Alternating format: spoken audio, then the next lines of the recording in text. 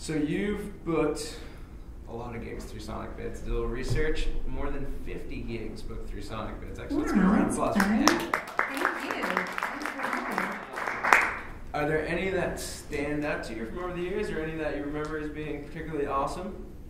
Absolutely. I mean, you guys helped me play South by Southwest as an official showcase, so Little festival. that was pretty amazing.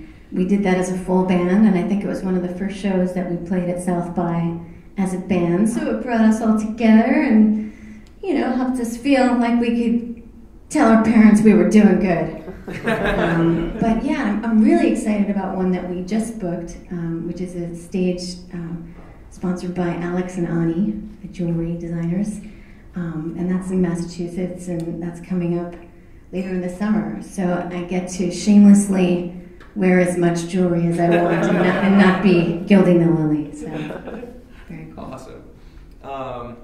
And earlier this year, you guys played in, or at least you played in our private showcase room at Folk Lions, which is essentially just like my hotel room. And it was awesome. And why are kind of conferences like Folk Lions and South by important for emerging musicians, things like that? What are some, I guess, some things that you took away from playing conferences like that? For me, in particular, Folk Lions is one of my favorite conferences I play throughout the year, because we have a tendency as independent artists, you know, with so much on our plate, everything DIY, we're trying to self-promote all the time and bring in new listeners, but that few days is completely devoted to just the craft of songwriting and mixing and mingling with, you know, singer-songwriters and instrumentalists from all over the country and all over the world. So you're kind of forced to actually focus only on the art.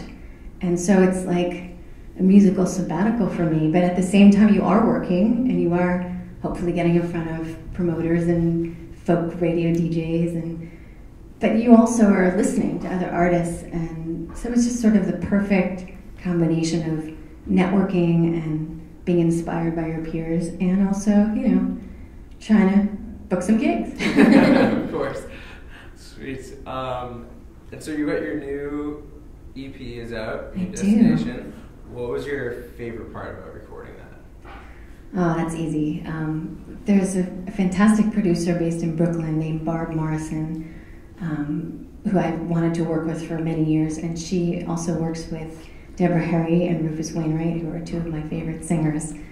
And so she had a very different approach, and we did everything in her project studio.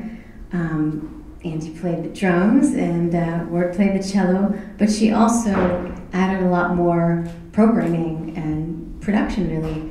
I produce as well, but I tend to keep everything pretty organic and true to what you hear live.